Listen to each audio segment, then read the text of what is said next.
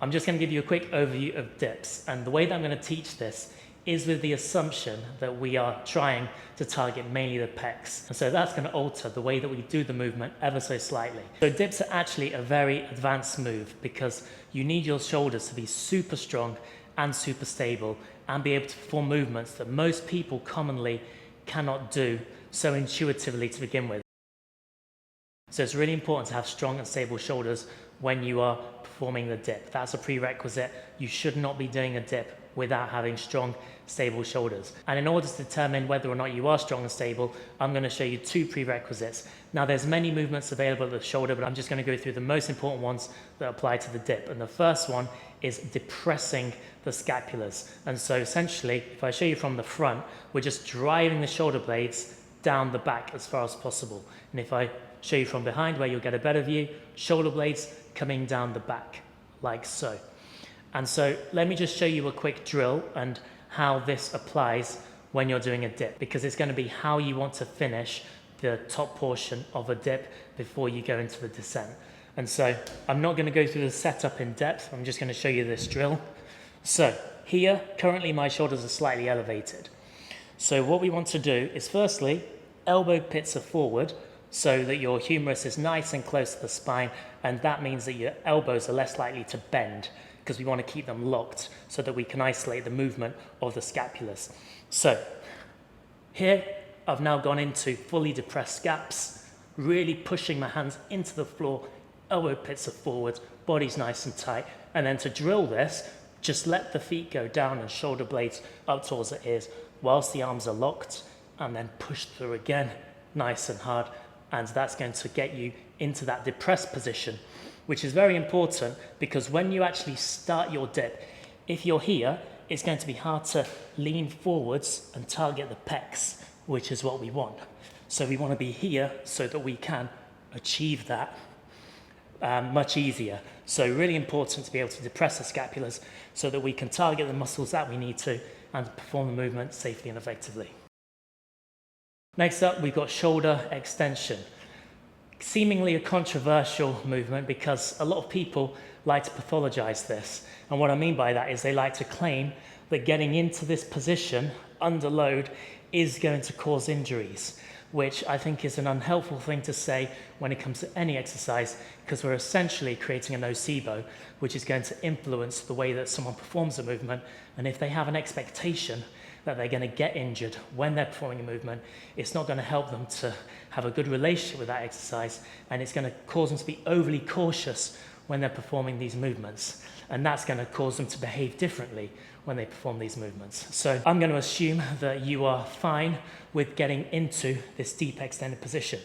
And another reason why you want to be able to get into this deep extended position is ultimately, if we're looking at gymnastics, calisthenics, there is no chance in hell you'll ever do a ring muscle up without being able to get into this position here, okay?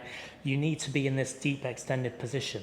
And so that is the next prerequisite, being able to get into this position. And you might well feel some tightness.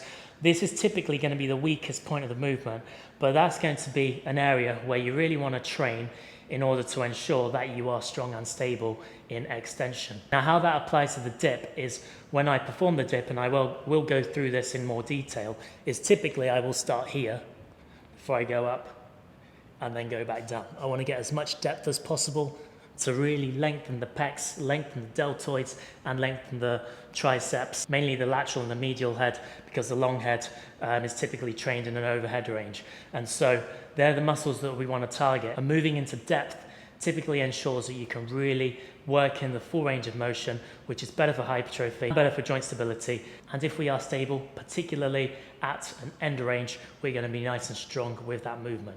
So moral of the story, don't shy away from going into extension. That's something that you really do need to train. The drills are going to go beyond the scope of this video, but I'm just going to overlay some B-roll now. It shows you typically the type of movements that you can do to get strong in this extended position.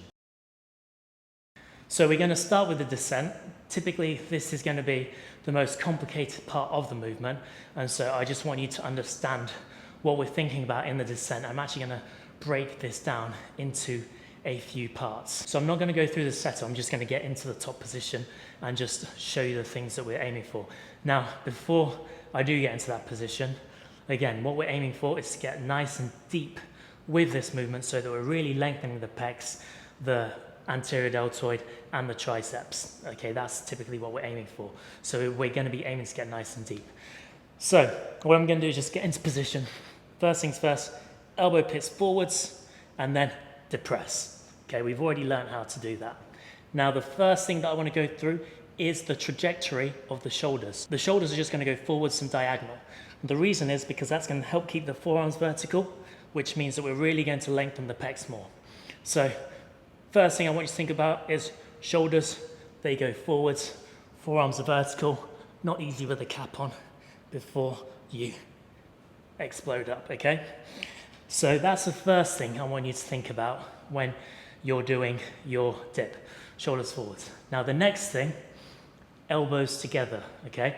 That's going to keep the shoulder blades together and it's going to keep them retracted. We want that so that the shoulders are super stable and strong. So if I show you what that looks like, we're in position and then elbows are tight together, under the elbow pits forwards, and then as the shoulders come forwards, I'm keeping the elbows wedged together, like I'm trying to get them together before I explode up. We don't want the elbows flaring out to the side because that's going to bring the shoulders into a position where they're slightly less stable, but also it's going to mean that it's harder to lengthen the pecs, which is what we want. Now, the final part of this movement, the final thing I want you to think about is your hands. Super tight grip. A tight grip just means that you're going to be stable and this is going to give you a solid foundation to push through. So on here, elbows forwards, that already helps. Grip the bar nice and tight and then shoulders are forwards, elbows pinned together. Grip is super tight, especially at the bottom, so that we can push through the hands and ascend. And then when I come up, shrug. And so that's the descent portion of the dip. So now I want to go through the setup because I think that when it comes to setting this up, because we want to be strongest and stable at the bottom, we need to know that we can get into that position safely and effectively first before we actually descend into that position. If we start from the top, because typically, and I know I've been doing this throughout the video, but that's just, I know how to get into these positions, but typically people kind of jump up into position and then hope that they can perform their dip, get to the ranges that they need to, and then that's typically where an injury might happen. They just go into a range which they're completely unfamiliar with. They've not built the requisite strength and stability in their shoulders, and so that's typically why the injury might happen. So this is actually a good test to see if you are ready to perform a dip. Now, what I'm going to do then is ensure that this is set up around about shoulder height, because what I'm going to do is I want to get into a position where I'm supported at the bottom, okay? I don't want my feet to be off the floor. Already we're putting load through the extended position of the shoulder, which we don't want to experience right off the bat. We want to kind of gradually get into that.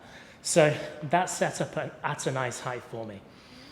Typically I would grab the bars like so, get the body nice and tight, and then I'll slowly move into this position here. So into that extended position there. I might, if I can glance at a mirror, which I can, I'm just going to check that my forearms are vertical.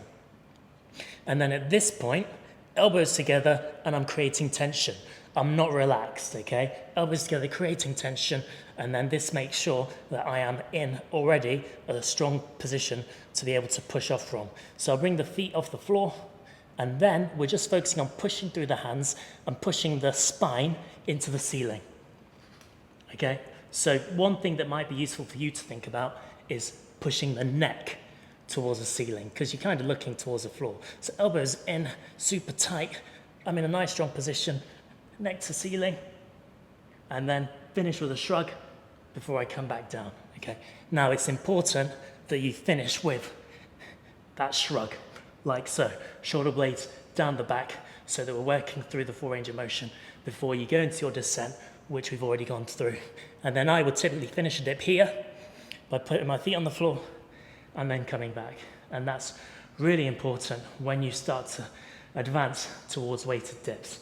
So, quick recap, make sure that when you are setting up to do your dips, start from the bottom like so.